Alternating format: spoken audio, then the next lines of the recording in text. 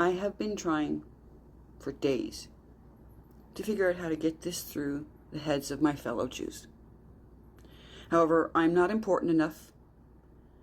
What little influence I had in the world has waned. And while I still have a big voice, it's not big enough. See, I was raised Anglican. So for over 30 years, I knew what was said about Jews. I knew how Jews were spoken to. In my 30s, I found my biological mother and discovered I was Jewish. And I've had over 20 years now experience of being Jewish and how people talk at me. It is so hard, especially after what the Hamas did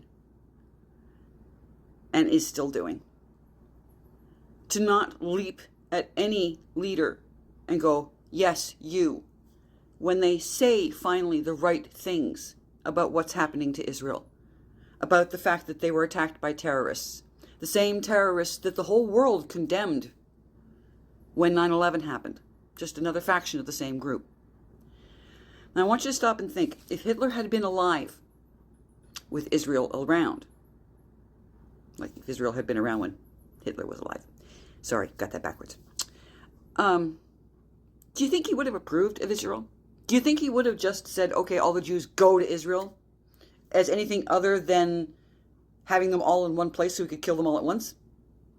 Because you have to remember, Hitler was down in Africa.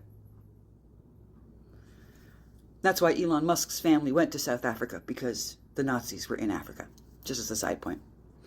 But if Hitler had been a positive towards Israel, if he had approved Israel, do you think the rest of the world would have? When the blooded felon comes out and finally says the right things, or Poilievre, any of the what's going by the term conservative but aren't really anymore, it's hard not to leap at them and say, yes, you.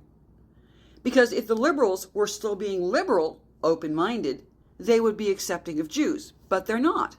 Because anti-Semitism has incredibly deep roots. And this is why I keep telling people, we are not right, we are not left, we are Jewish. But Hitler approved of the Muslims because they were the remnants of Islamic colonization called the Ottoman Empire, and it respected that. Currently, we have a dictator in training, wannabe, who respects those who have dictatorships, whether it's Xi Jinping, Erdogan, Kim Jong-un, Putin. Pick your dictator of choice. The felon loves them. So when it comes out in favor of Israel, the rest of the world will look at those endorsements and say, then Israel's really not what we want. It's really hard to convince everybody that Israel is the only democracy in the Middle East when the ones who are trying to break democracies are the ones supporting us. I'm going to say it again. And I know I'm not going to be satisfied with this. People, we are not left. We are not right. We're Jews.